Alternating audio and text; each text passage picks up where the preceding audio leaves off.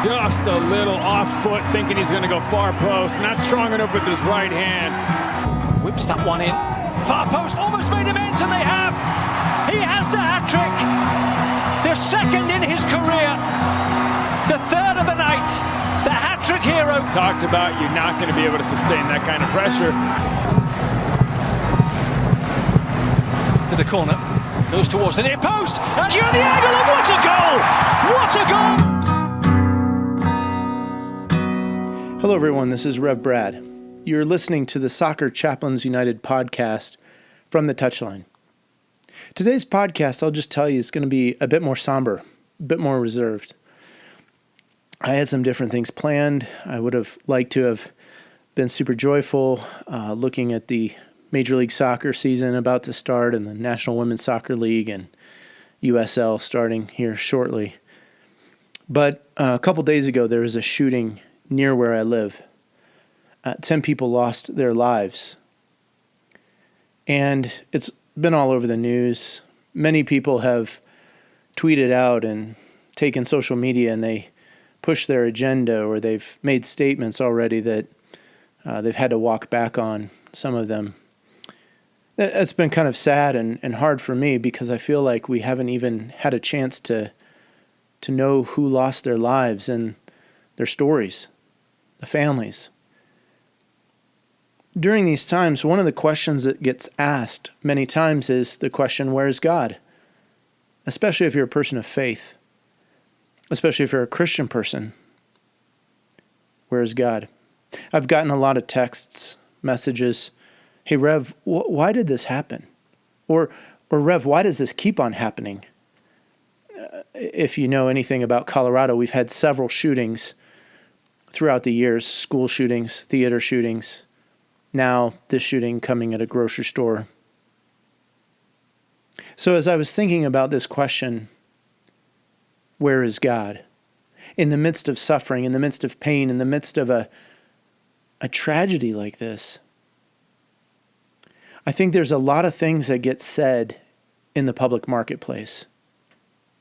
But I don't know that we sit with and wrestle with this question, where is God? And I'll confess, it's not a comfortable place to be in. It's not a comfortable question to try to answer. And today's podcast by no means tries to answer it in any way. But as I thought about this podcast, I honestly didn't want to do one. I just want to take a break. Hey, let's just go radio silent for the week in honor. But I felt compelled as I was reading some things this evening before actually recording. And I wanted to share these readings with you. The first is a reading from a Christian known as John Stott. John has been a longtime writer and someone that's known for just his work in theology and his Bible work. The second reading is from Peter Kreeft. Peter's an American Catholic philosopher. He also has written so many books. He's been a great lecturer, and one of the things that he's placed an emphasis with his own life is just on the unity of the church, the unity between Catholic Christians and Protestant Christians. And so I want to read this reading from Peter entitled Shared Hells. And this comes from a section in his book entitled Making Sense Out of Suffering. I think it was published back in 1986. But I think there's some powerful words and considerations. I'm not sure because I'm reading this from a different source entitled Bread and Wine, Readings for Lent and Easter. I'm not sure if the John Stott quote or passage that I'm going to read is also in Peter's writing. But I've included it here because I think it parallels what might be really helpful for us. So if you can get past me for a minute, I don't know that I can read as these men intended to write, but I want to read these things because I think they help us answer the question, where is God? And if they don't help us to answer the question, they at least get us down the road. They at least may help you in some way. This first part is from John Stott. I could never myself believe in God if it were not for the cross. The only God I believe in is the one Nietzsche ridiculed as, quote, God on the cross.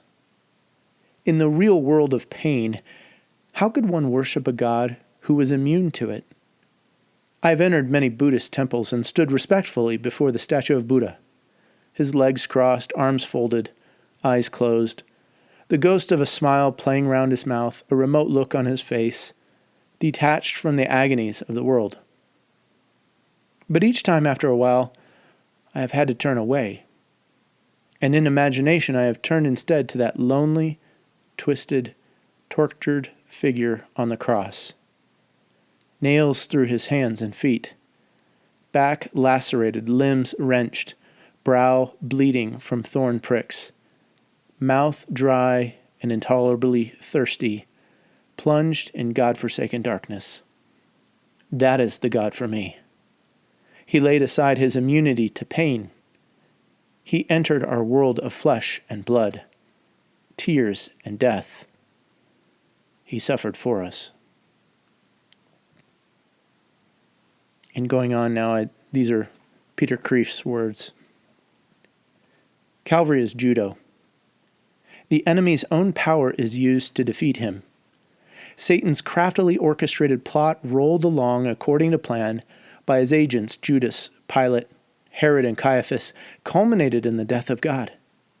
And this very event, Satan's conclusion, was God's premise. Satan's end was God's means. God won Satan's captives, us, back to himself by freely dying in our place.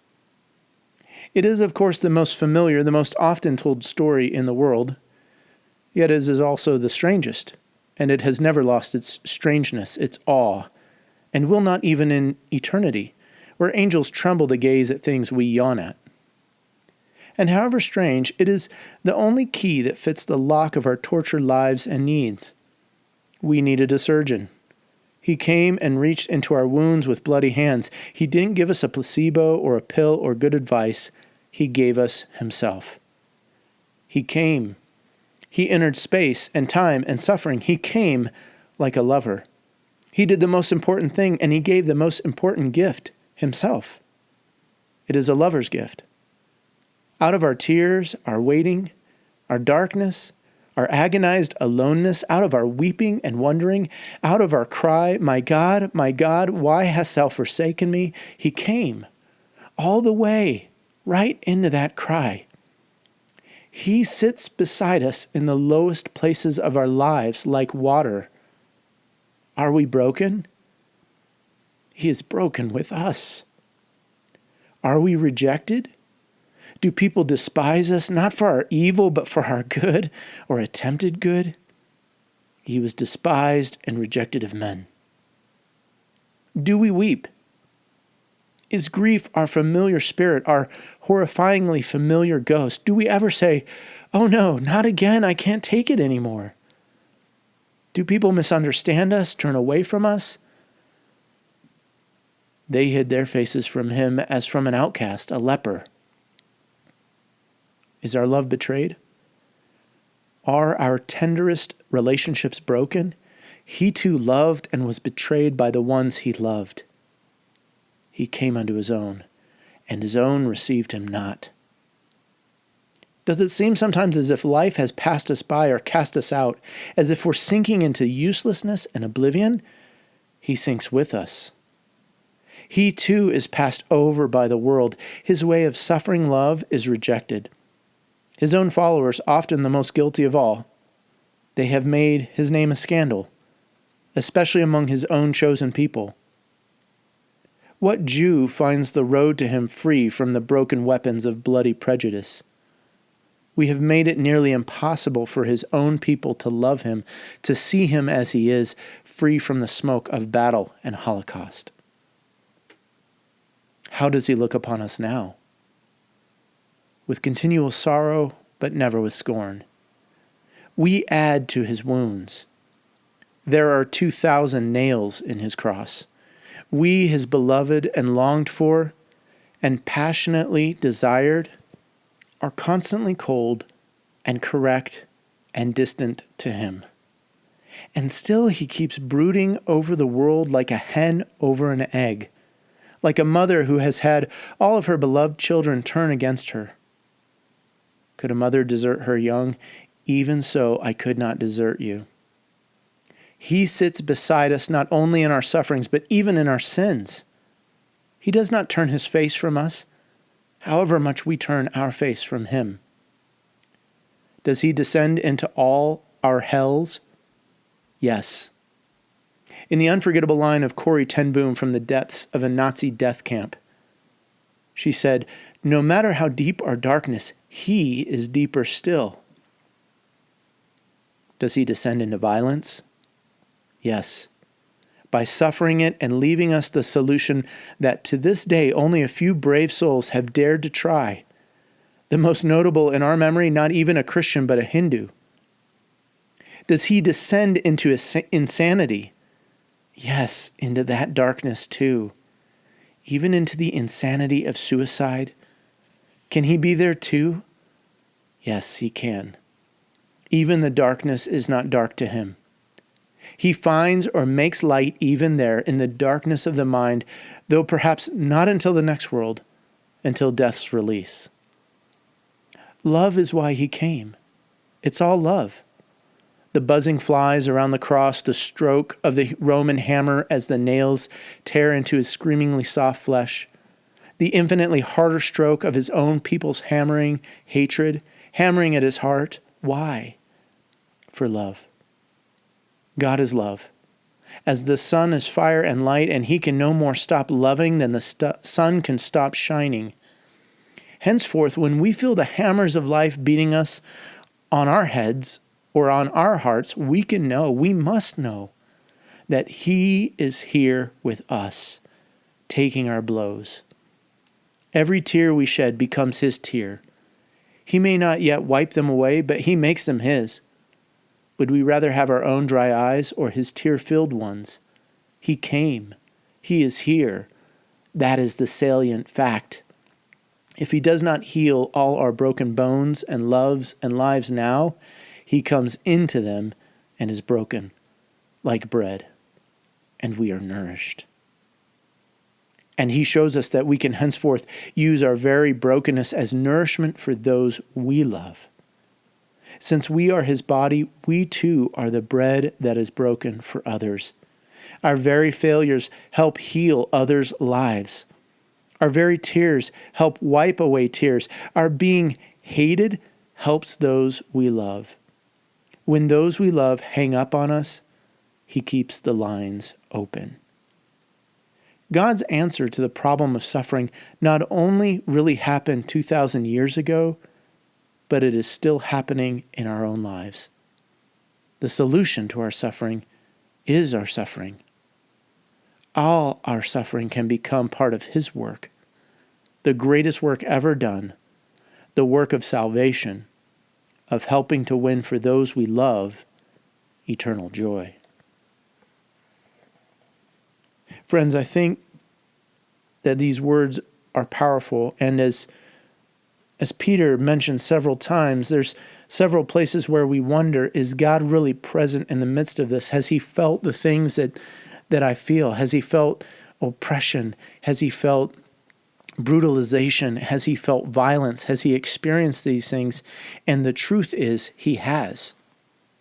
He has. And during the season of Lent, as we prepare next week to understand what Jesus went through on the cross on our behalf, we can be reminded yet again that he suffered as we have suffered.